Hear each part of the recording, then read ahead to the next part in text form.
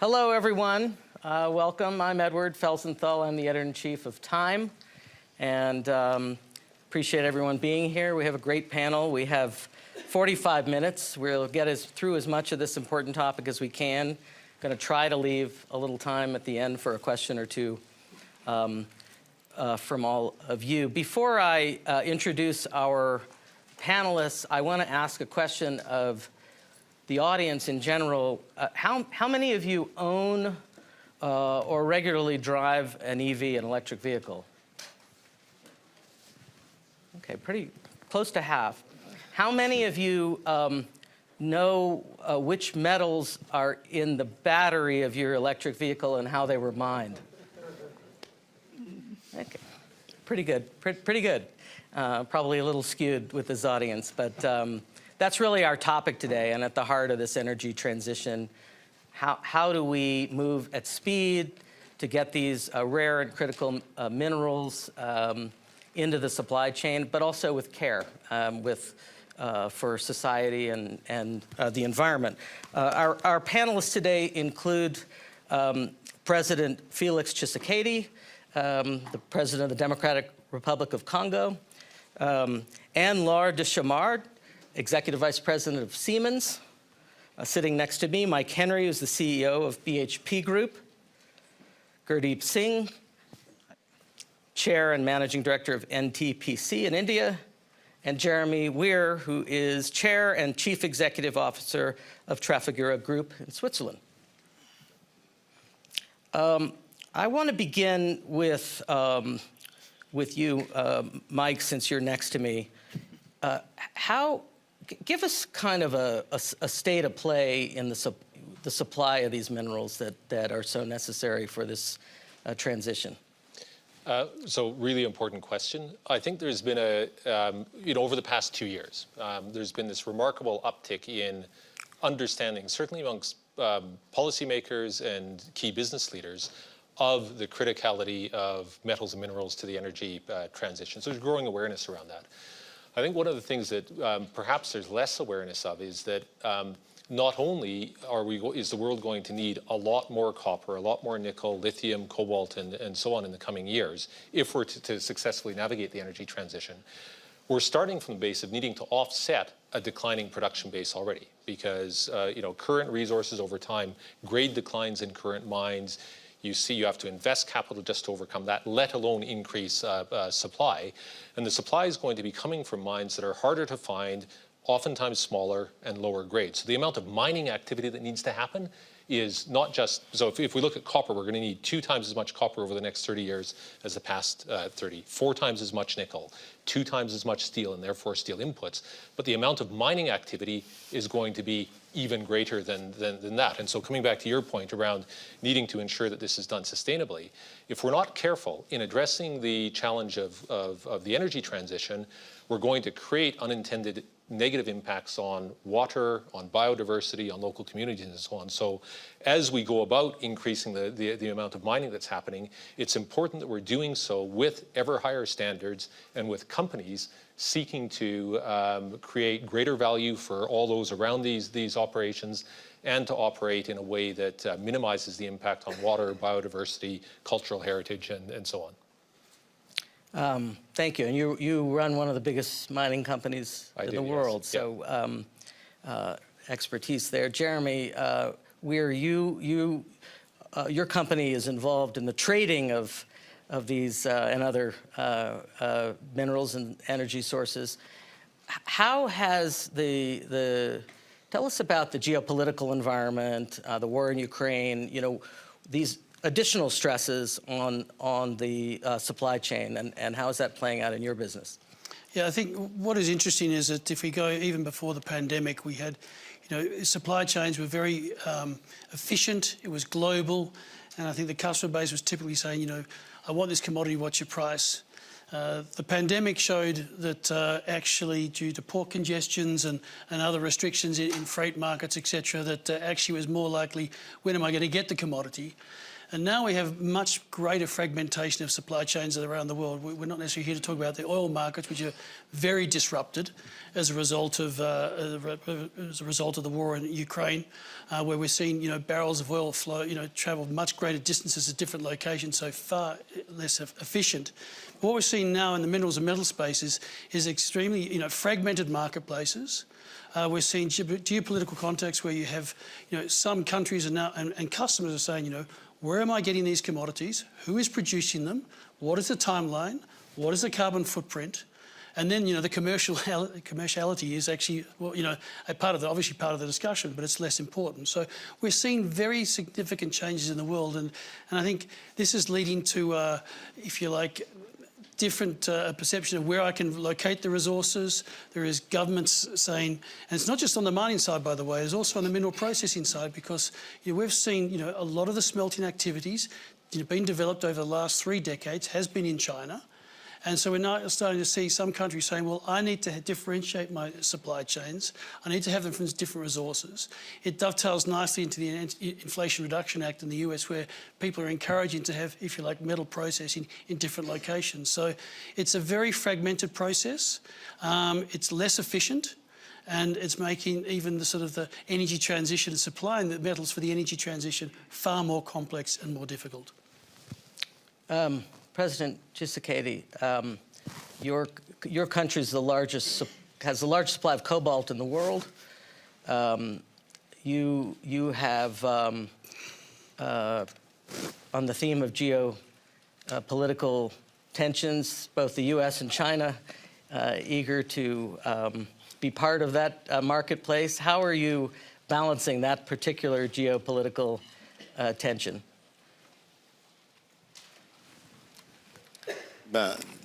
Merci d'abord pour l'invitation. Je crois que par rapport à toutes ces tensions, il n'y a qu'une seule réponse, c'est d'essayer de rester au milieu du village et d'être le partenaire, de développer des partenariats avec tous ceux qui viennent dans le cadre d'un partenariat gagnant-gagnant. Le grand défi que nous avons en République démocratique du Congo actuellement, malheureusement, il est sécuritaire.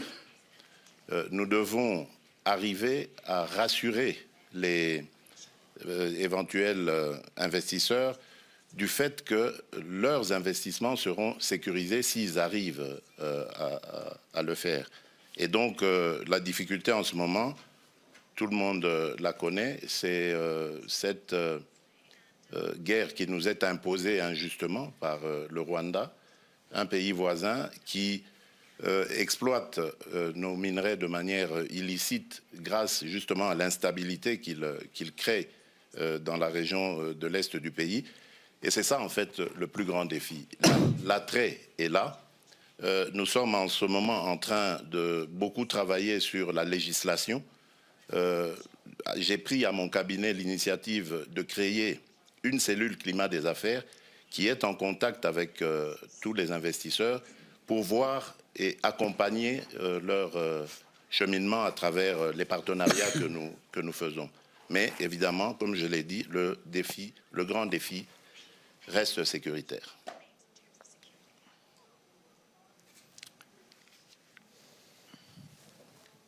Gurdeep Singh, thank you, Mr. President. Gurdeep Singh, your country, India, growing so quickly, enormous energy demands, also very ambitious renewable targets. How are you navigating that dichotomy? Thank you. You rightly said that our energy demand is growing and growing at a very fast pace. If you see the last few months, we have recorded almost 12 to 13% increase in the electricity demand.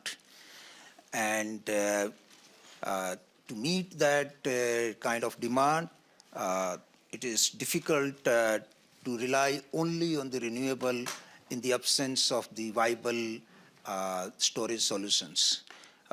So it's important that, as Jeremy just said, that the supply chain is a very, very important phenomena.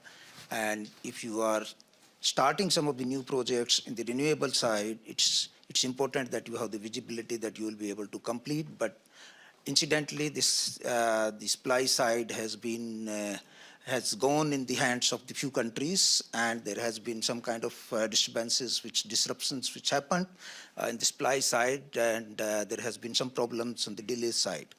But just to add here, we have a very, very ambitious plan to add 500 gigawatt of the renewable energy by 2030. As of today, we have almost 173 gigawatt of the renewable energy. So going forward, there is immense opportunities for each and everyone to come and invest, and we have a very, very friendly policies, which is like one or two, if I can enumerate, like it is must run. There is a payment security. The transmission system is made free for renewable energy. It can be wheeled from one part of the country towards the other part. So there is a complete focus from the top most leadership, and we are going ahead, and we believe that we will be able to achieve. In the absence of some of the viable storage solutions, one of these energy storage solution which is coming out clearly is the pump hydro. So this is what we are also focusing, so that we can somehow alleviate some of the problems of the critical minerals. I'm sure that the technology part will also be looked at by all the technology providers, what can be the different options to this lithium, cobalt, nickel, manganese, etc. I think this is evolving as the transition is a kind of, it's a journey for the humankind. So I'm sure that there will be many more things which will come on the way, but for the time being, I think it's important that we are as a world, as a global kind of village, we should be really cooperating with each and everyone and try to see that the transition is happening globally, not only pockets of the worldwide. I think this is instead of creating some kind of excellence or the transition, cleaner and greener energy in one part of the world, I think we should start looking at the entire, globe as a whole. Thank you. Thank you. Anne-Laure de Chammard, you have a brand new role at Siemens, designed to support multiple industries in the energy transition. As a first question, what are the roadblocks you're seeing as you dive into this new position and new visibility? So, as an energy technology provider, we are actually working with the industries to help them in their energy transition through helping them, depending on what country they are in and where they are in their energy transition, switching from coal to gas and then from gas to hydrogen. Mm-hmm. We're helping them as well on all the electrification of the processes.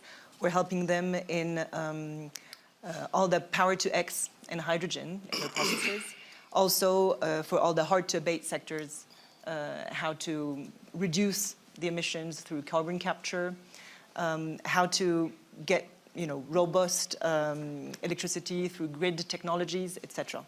So all this, we see the current market as really growing exponentially on that. I mean, there's a huge trend with a lot of industries committing to being net zero by 2030, 40, etc.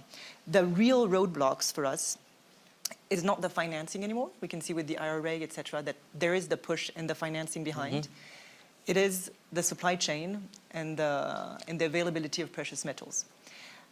If you look, for example, wind turbines, a wind turbine will need 9 times more precious metals than gas turbines.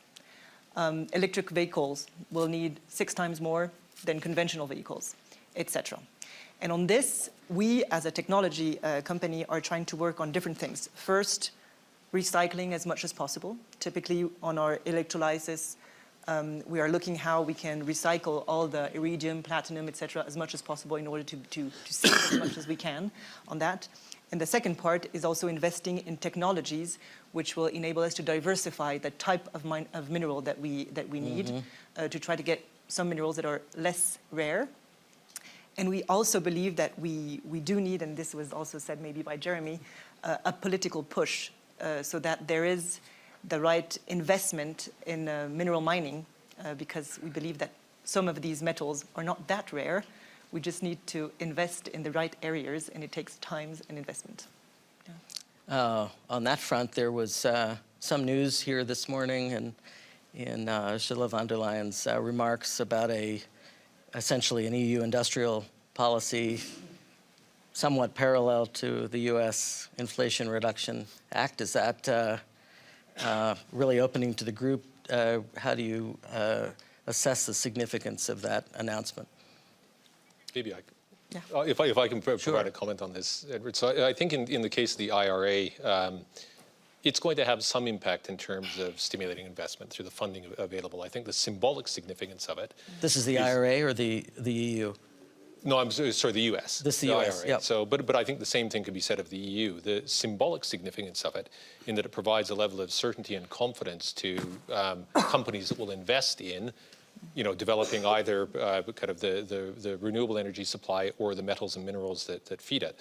But my view as a miner is that, the constraint on getting more metals and minerals out of the ground more quickly, more efficiently at lower cost isn't actually kind of funding from government. And the biggest, the most impactful thing that governments can do is actually to provide policy certainty and to streamline the red tape that's out there. To get a new mine up, we've gone from it taking about 10 years, if I go back 20 or 30 years, to now taking 15 to 20 years. And it's not quite the same as mining, but Germany, with the recent example of being able to get an LNG facility up in 8 months versus it normally taking 8 to 10 years, shows that when the right parties turn their minds to it, we can actually cut through this and get it a lot more done a lot more quickly. That, coupled with underlying policy certainty, including fiscal certainty, you'd see capital flow into the sector. So I don't think there's the capital is there, there's a willingness to invest, but the conditions have to be improved to enable that investment to happen more quickly. What's the bigger problem, government policy or speed of technological development? Well, I think in the first instance, it is policy and everything that drives policy, part of which is public perception. I think that's in the near term. Over the medium to long term, the mining industry has to get better at innovating and taking a bit more risk on deploying innovative technologies. That's the sort of breakthrough that will allow us to unlock more of the existing resources on a smaller footprint more efficiently and more quickly. Gurdeep Singh, you were nodding. Yeah, I think I agree what Mike is saying. And the policies is always very important. If I just give the example of India, we have recently come out with the green hydrogen policy, wherein there is a lot of help will be extended by the government of India for the production of the hydrogen infrastructure itself. So there is a kind of more than a $2 billion of production link incentive. And prior to that, if you just, as I mentioned earlier, there has been a clear policy on the renewable side, and that's the reason we had been able to reach to this kind of the 173 gigawatt. So policy always comes, I think, at the forefront, and I think the political commitment and the strong leadership, and it should be a kind of for continuing this policy rather than for the short term, then something comes and then it's getting changed, because the investment will only be coming if there is a certainty of the policy over a long period of time. So those are the very, very critical issues. And I believe that the green hydrogen is also going to play a very important role, which is going to be green ammonia, which is kind of, we aspire to even export the green ammonia at some stage. But I think the real issue will start coming in again, the critical minerals, which is the availability, and how soon at how affordable prices we can get on that. Mr. President, over the last 20 years, Africa has received only 2% of global renewable energy investments, with a handful of countries receiving the bulk of it. What needs to be done to support development of clean energy resources in Africa and the DRC at speed and responsibly? Très bien. D'abord, je pense que nous devrions améliorer notre cadre institutionnel, notre bonne gouvernance, et rassurer de plus en plus le partenaire. Ensuite, nous avons une politique qui définit, ça c'est déjà fait, l'exploration et l'exploitation. Donc c'est très important pour nous parce que, évidemment, ça permet aux partenaires de connaître toutes les étapes pour arriver justement à la production. À côté de cela, il y a toute l'exigence environnementale, on en a parlé ici. Il faut se conformer aux règles pour que l'impact environnemental ne soit pas négatif lorsque la production va se faire. Dans nos pays, il y a encore, à cause de la pauvreté, malheureusement, certains dérapages, certains modes de vie qui fait qu'on retrouve des enfants, des femmes enceintes dans ces activités-là. Nous sommes en train de faire beaucoup d'efforts pour extirper tout ce monde de ces activités et de les mettre ailleurs.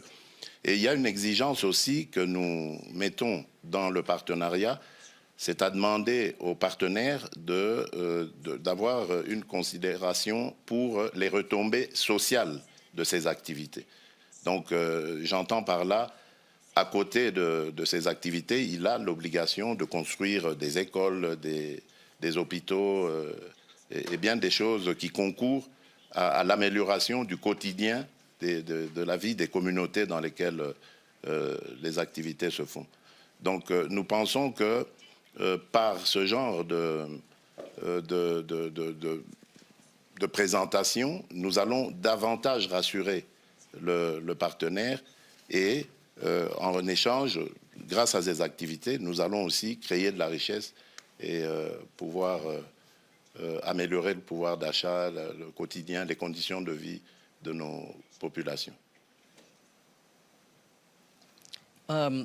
Just as a follow-up, also the human rights conditions at some of the mining centers have, of course, been a concern. Do you see action in that area? How are you thinking about it, both internal policy, but also what you expect of your partners?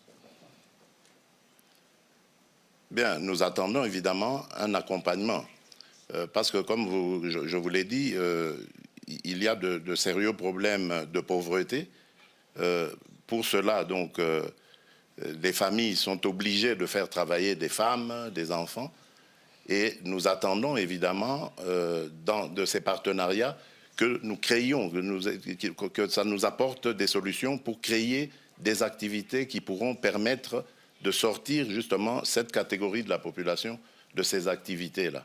Et les organisations des droits humains travaillent en étroite collaboration avec le gouvernement pour nous donner les informations nécessaires qui peuvent nous orienter dans la prise des décisions.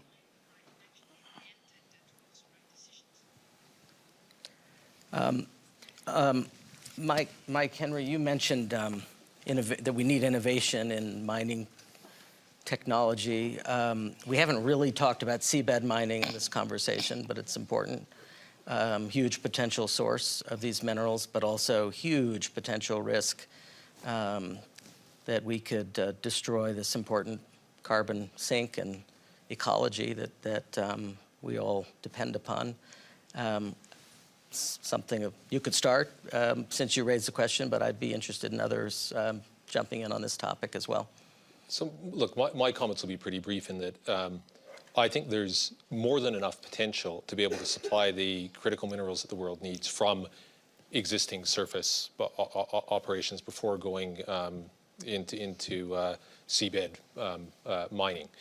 A lot of uncertainty still associated with seabed mining, so I think that any mining activity, whether it's above surface or under the ocean, we need to be careful about the impacts that we have, and part of that is understanding, being able to model appropriately, getting appropriate standards in place that people are able to align around, so that we don't have unintended, potentially pretty significant negative consequences. There's a process that needs to be gone through, before we engage in mining, be it conventional mining or new types of mining. Not that we don't have similar challenges in land-based. But that's what I'm saying, is, Yeah. is even land-based, we have to set higher standards and be able to meet those higher standards. Now, part of that will be through ensuring that we bring new technologies to bear on doing it, but also to ensuring that the right companies are backed to do that mining. Those are the companies that do set and uphold high standards and have a track record of doing so. Anyone else on the seabed? No, Yeah. not on the seabed, but maybe to build on the first comment, which was there is actually more than enough potential on the ground, and we don't really need to go into that type of technologies. I think like the recent discovery in Sweden of the lithium reserves that they have.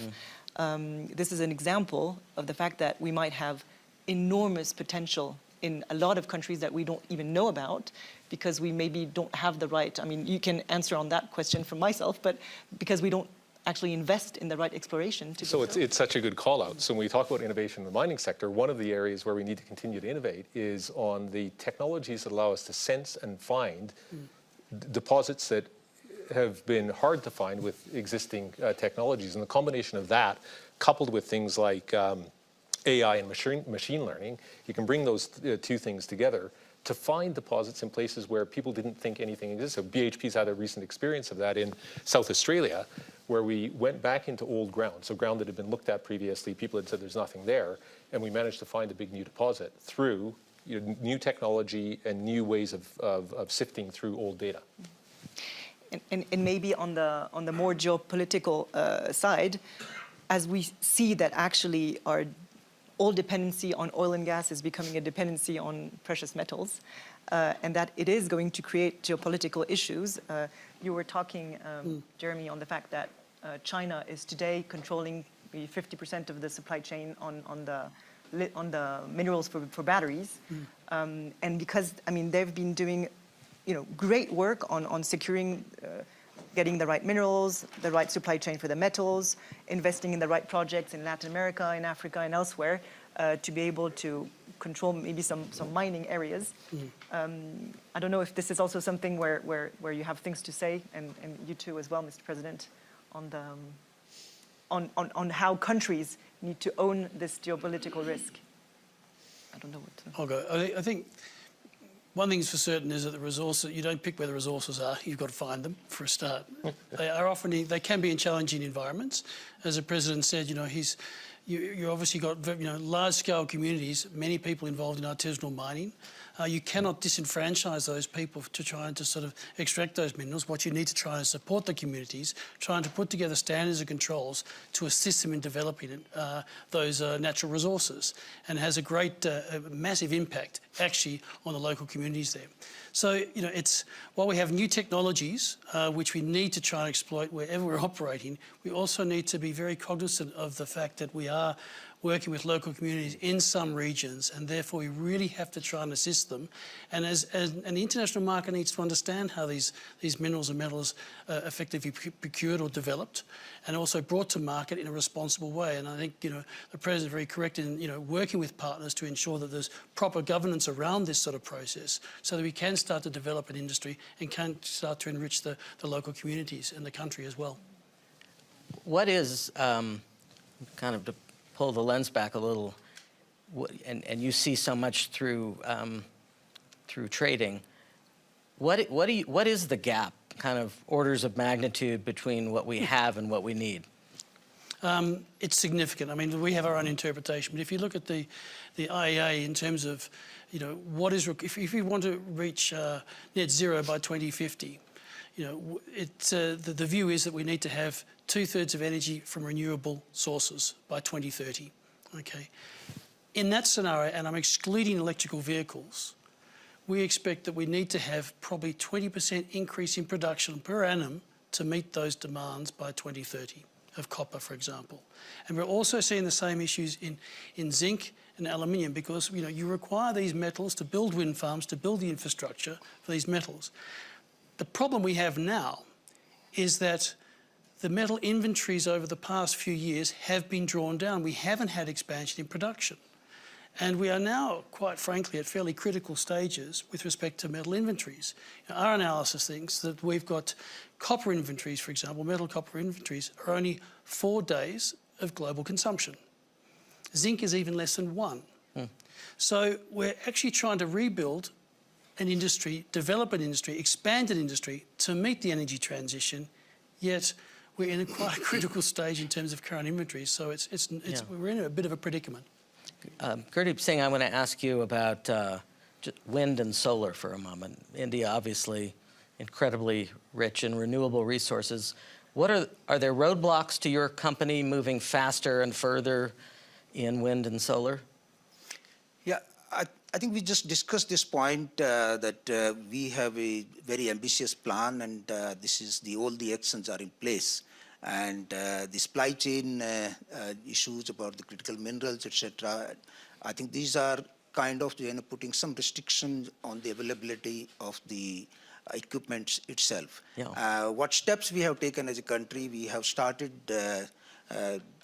incentivizing the production in the country about the solar value chain, as well as on the wind side, we had been quite comfortable on that part.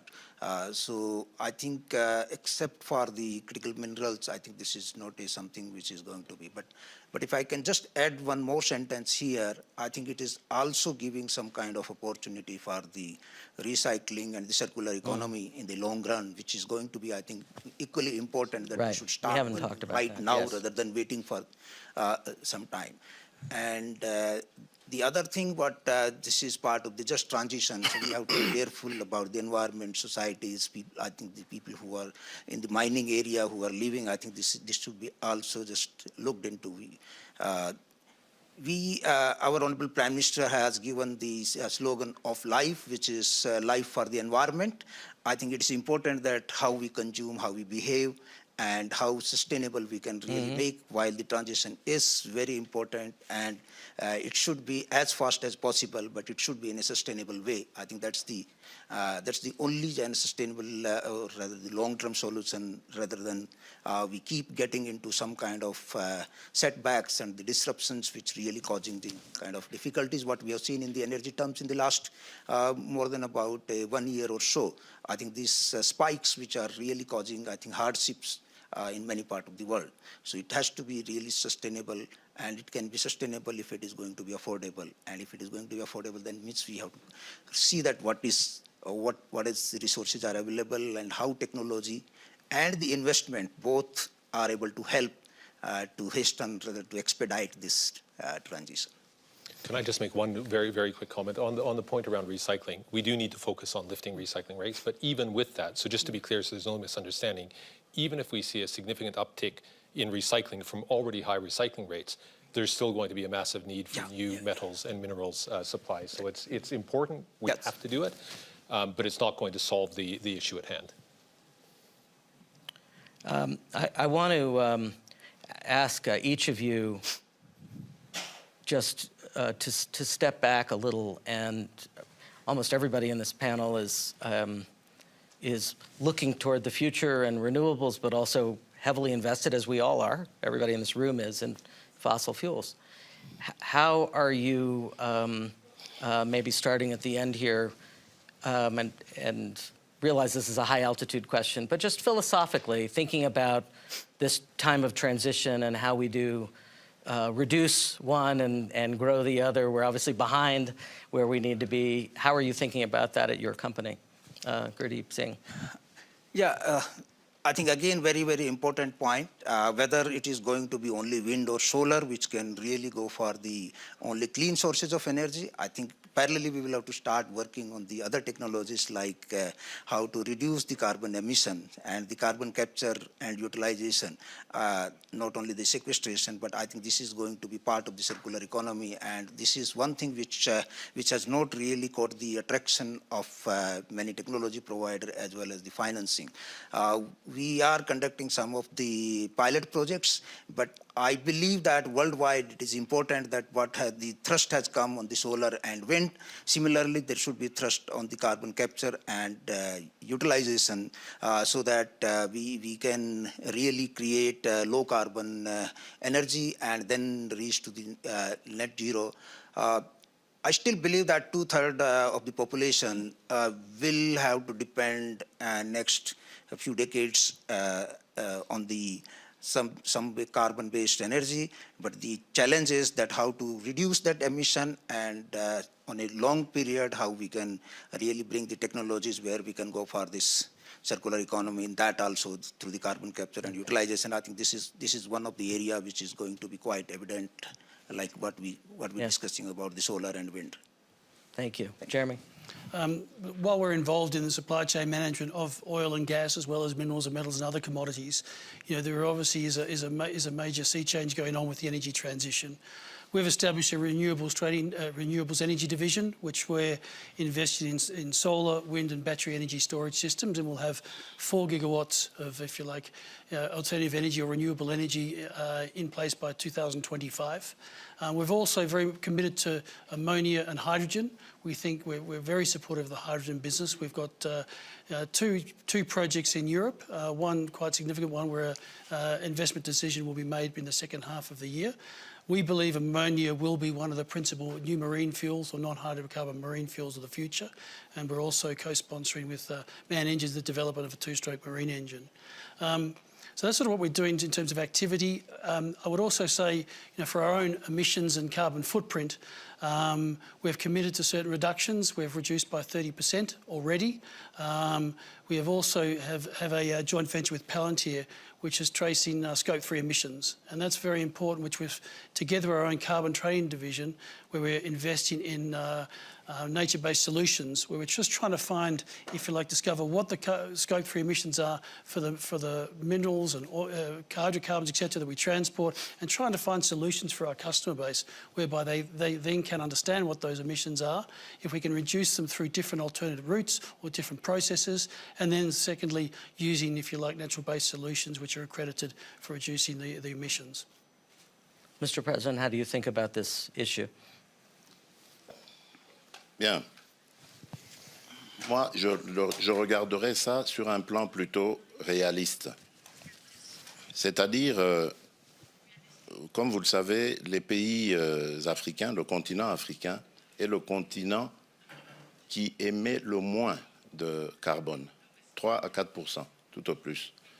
Et depuis la COP21, les pays qui polluent le plus s'étaient engagés à verser des compensations pour les pays africains qui subissent d'ailleurs les plus graves conséquences. Et comble d'hypocrisie, au moment où nous voulons exploiter nos propres ressources énergie fossiles, on nous fait des procès d'intention, alors qu'en ce moment, nous en avons besoin pour aller vers le développement.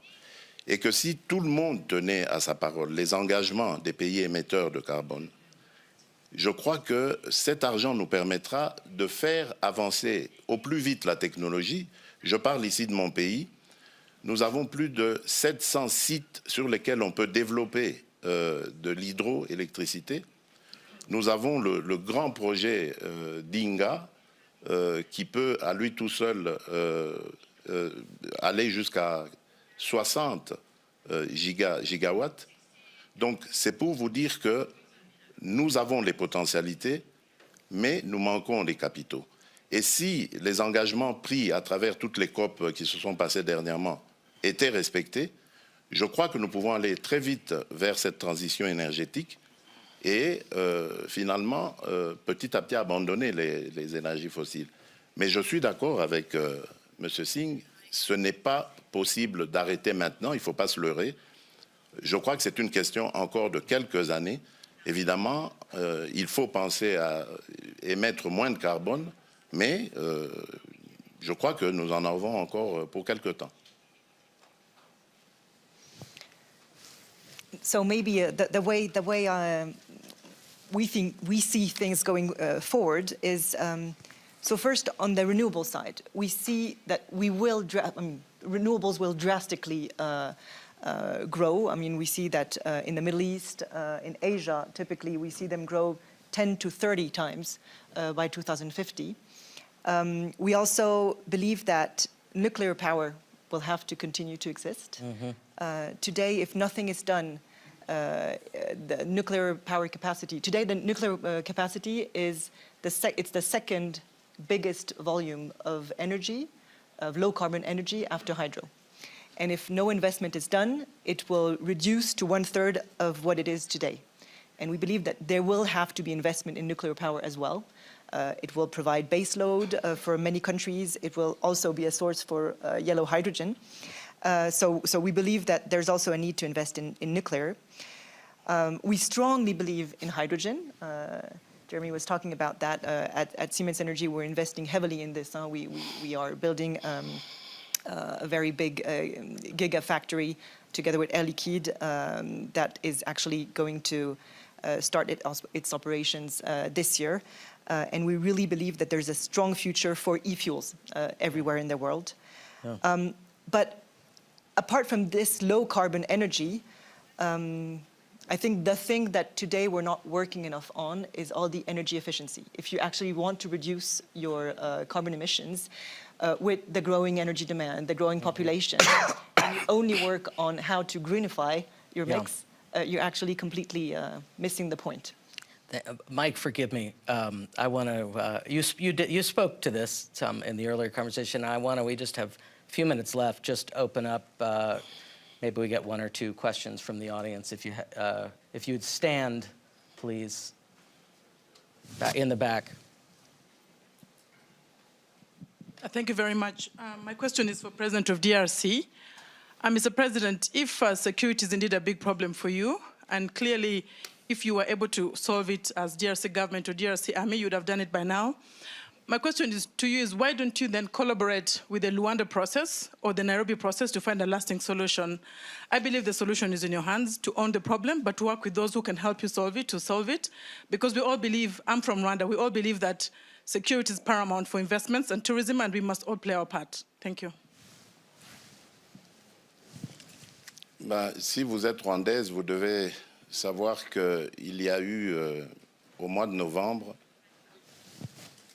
une discussion qui a abouti à la définition d'une feuille de route pour sortir justement de cette crise.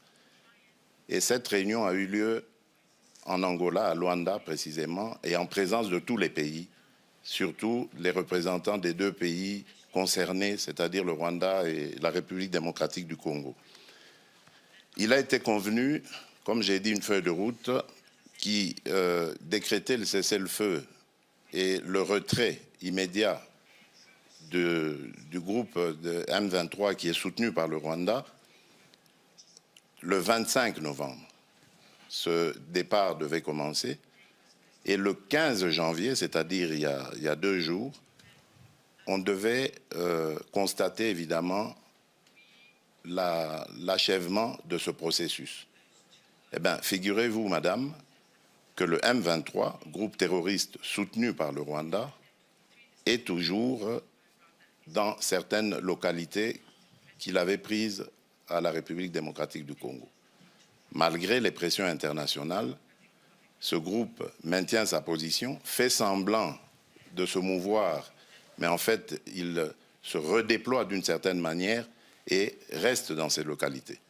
Et je vous apprends que depuis lors, il y a eu un massacre qui s'est fait dans une localité qui répond au nom de Kishiché, d'une centaine de personnes, des innocents, que ce groupe a voulu massacrer pour les terroriser et les pousser à se déplacer de cette localité qui regorge de matières précieuses dans son sous-sol.